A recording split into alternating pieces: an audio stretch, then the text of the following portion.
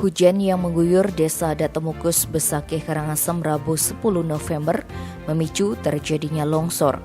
Akibatnya 10 titik tertutup longsor di jalur menuju Temukus. Badan Penanggulangan Bencana Daerah Karangasem pun mulai membersihkan material longsoran Kamis 11 November pagi. Pelaksana tugas Kalak BPBD Karangasem Widegatot Aribawo menyebutkan hasil asesmen awal jalur tersebut memang berada di tebing-tebing lahan pertanian warga. Saat hujan, tebing-tebing itu rawan longsor akibat tanahnya tergolong gembur. Beruntung tidak ada laporan korban jiwa.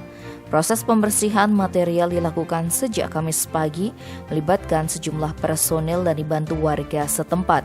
Penanganan lanjutan akan dilaksanakan pihak Dinas PU, namun karena cuaca tidak mendukung, proses evakuasi dilanjutkan esok hari. Pihaknya mengimbau warga untuk tetap waspada dan hati-hati mengingat cuaca di Karangasem berubah-ubah.